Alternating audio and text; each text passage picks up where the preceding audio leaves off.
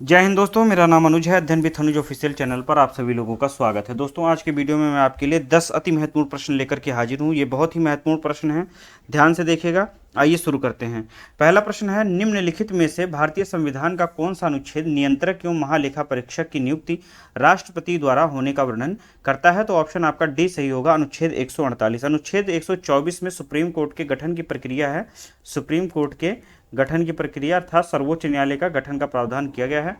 अनुच्छेद 129 में सर्वोच्च न्यायालय को अभिलेख न्यायालय कहा जाएगा, ऐसा वर्णन किया गया है। सर्वोच्च न्यायालय अभिलेख न्यायालय होगा, यह अनुच्छेद 129 के अंतर्गत वर्णन किया गया। अनुच्छेद 123 में वर्णन है कि यदि संसद में अवकाश चल रहा हो, संसद में अवकाश चल रहा हो यह जो है संसद के न चलने की स्थिति में राष्ट्रपति अध्यादेश जारी करने का अधिकार रखेंगे, अध्यादेश जारी करेंगे। ऑप्शन आपका ए वाला डी वाला सही होगा। नेक्स्ट क्वेश्चन, सौरमंडल का सबसे बड़ा ग्रह कौन सा है? तो दोस्तों, सौरमंडल का सबसे बड़ा ग्रह बृहस्पति है। ऑप्शन आपका सी वाला सही होगा।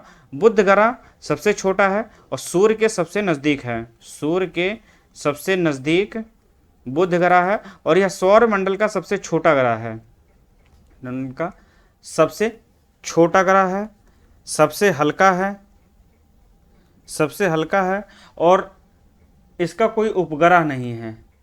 इसका सबसे विशिष्ट गुण यह है कि इसका अपना एक चुंबकीय क्षेत्र है, चुंबकीय क्षेत्र है और ये सूर्य की परिक्रमा सबसे जल्दी पूरा कर लेता है। सूर्य की परिक्रमा सबसे कम समय में पूरा करता है।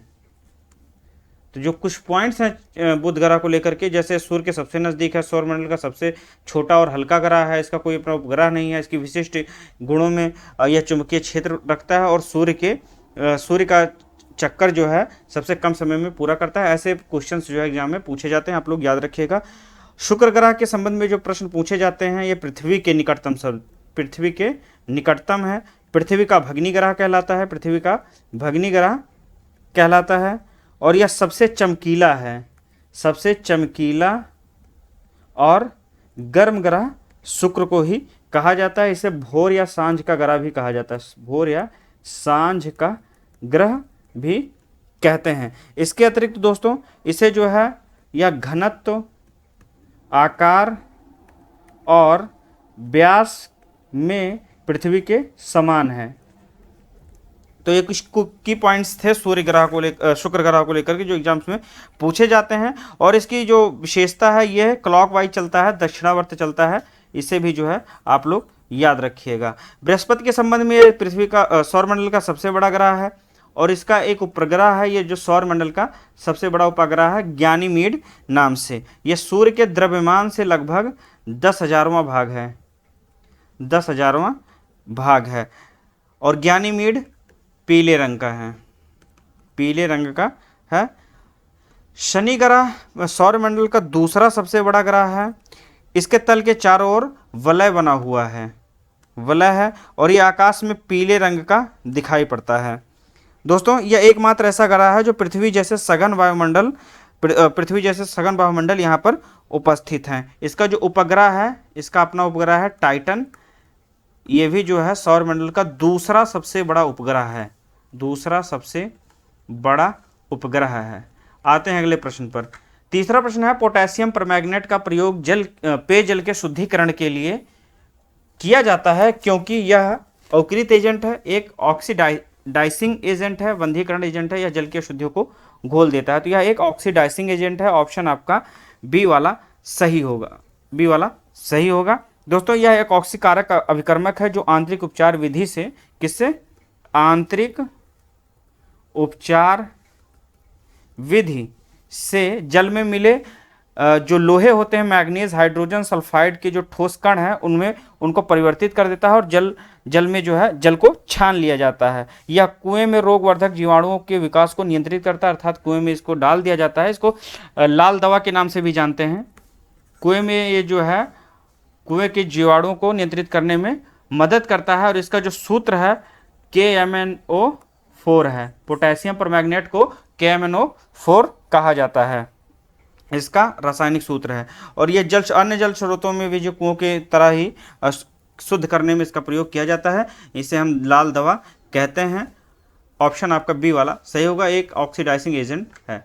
चौथा प्रश्न है बैकवर्ड डेंडिंग सप्लाई कर्व क्या है? दोस्तों इसे हिंदी में कहा जाता है पश्च बंकम सप्लाई वक्र।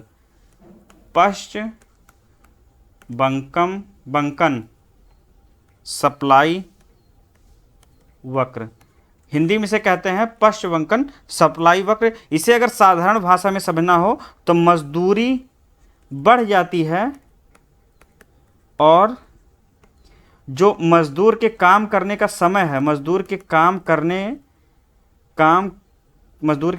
करने का समय घट जाता है। ऐसी स्थिति यदि होती है, मान लीजिए कोई मजदूर है, उसकी तनख्वाह में वृद्धि कर दी जाए और जो उसका समय है वो कम हो जाए, उस निश्चित समय में जो है कम समय में उसको ज़्यादा तनख्वाह मिलने लगे, तो उसे हम लोग बैकवर्ड डेंडिंग सप्लाई कर्व कहते हैं या पश्च बंकम सप्लाई वक्र कहा जाता है। तो यह श्रम आधारित बाजार से संबंधित है। ऑप्शन आपका बी वाला सही होगा।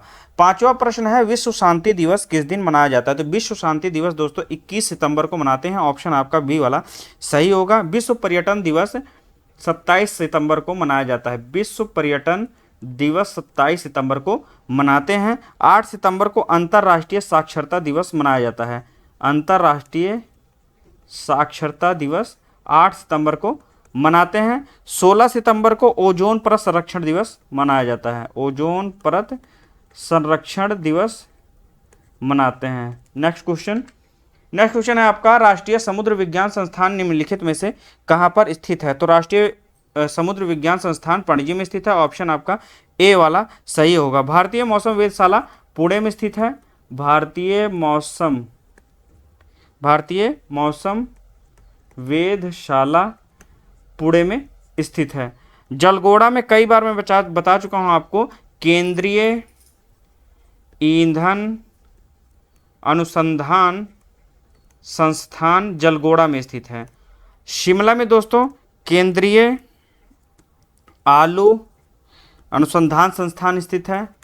अनुसंधान संस्थान, फिर से एक बार मैं बता दे रहा हूँ, राष्ट्रीय समुद्र विज्ञान संस्थान पणजी में, भारतीय मौसम वेधशाला पुणे में, केंद्रीय ईंधन अनुसंधान संस्थान जलगोड़ा में, केंद्रीय आलू अनुसंधान संस्थान शिमला में स्थित है। नेक्स्ट क्वेश्चन है आपका प्लेटो की पुस्तक कौन सी है? तो दोस्तों प्लेटो ने जो है रिपब्लिक लिखी है। ऑप्शन आपका ए वाला सही होगा। न्यूटन की पुस्तक है प्रिंसिपिया, न्यूटन, और मदर है मैक्सिम गोर्की की। मैक्सिम गोर्की जो है माँ के नाम से भी जो है मार्केट में उपलब्ध है। मान लीजिए माँ के बारे में पूछता है, मदर के बारे में पूछता है, तो इसे जो है माँ के नाम से भी जानते हैं। मैक्सिम गोर्की की लिखी है। और पॉलिटिक्स पुस्तक जो है अरस्तु द्वारा लिखी गई है। तो याद रखिएगा आप लोग, रिपब्लिक प्लेटो की, प्रिंसिपिया न्यूटन की, मदर मैक्सिम गोर्की की, और पॉलिटिक्स अरस्तु की है। निम्नलिखित में से किसका अध्ययन माइकोलॉजी के अंतर्गत करते हैं? तो माइकोलॉजी के अंतर्गत कोको का अध्ययन किया जाता है। ऑप्शन आपका डी वाला सही होगा। शैवालों का अध्ययन फाइकोलॉजी के अंतर्गत किया जाता है। फाइकोलॉजी के अंतर्गत किया जाता है। पोमोलॉजी के अंतर्गत फूलों का अध्ययन करते हैं। और पुष्पों का अध्ययन दोस्तों एंथोलॉजी के अंतर्गत करते हैं। एंथोलॉजी में पुष्पों का अध्ययन, पोमोलॉजी में फूलों का अध्ययन, शैवालों का अध्ययन फाइकोलॉजी में, कोको का अध्ययन माइकोलॉजी के अंतर्गत किया जाता है।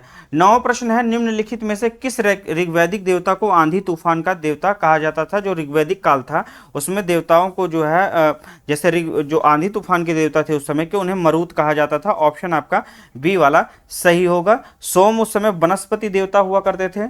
वनस्पति देवता सोम हुआ करते थे। ध्रुव जो है आकाश के देवता होते थे और ये सबसे प्राचीन देवता माने जाते हैं, ऋग्वैदिक काल के सबसे प्राचीन देवता। पूषण जो दोस्तों ये पशुओं के देवता होते थे। पशुओं के देवता होते थे। कहीं कहीं जो है शूद्रों के देवता के रूप में भी जो है इनका उल्लेख किया गया है। नेक्स्ट क्वेश्चन 10वां प्रश्न है निम्नलिखित में से किसने विश्व भारती संस्थान की स्थापना की थी? तो विश्व भारती संस्थान की स्थापना रविन्द्रनाथ टैगोर ने की थी। ऑप्शन आपका सी वाला सही होगा। आचार्य केशव चंद्र सेन ने आर्य वेद समाज की स्थापना की थी। वेद समाज की। दयानंद सरस्वती ने आर्य समाज की। और फॉरवर्ड ब्लॉक जो है सुभाष चंद्र बोस के द्वारा स्थापित था। सुभाष चंद्र बोस। आचार्य केशव चंद्र सेन ने वेद समाज की, स्वामी दयानंद सरस्वती ने आर्य समाज की, रविन्द्रनाथ टैगोर द्वारा विश्व भारती संस्थान फॉरवर्ड ब्लॉक की स्थापना सुभाष चंद्र बोस ने की थी। दोस्तों ये कुछ प्रश्न थे जो मैं आपके लिए लेकर के आया था, इनको आप लोग फिर से देख लीजिएगा और इसी तरह के मैं प्रश्न लेकर के आता रहूंगा। कोई जो है आपकी क्वेरी है तो आप कमेंट बॉक्स में कमेंट कीजिए। मिलते हैं अगले वीडियो में। जय हिंद।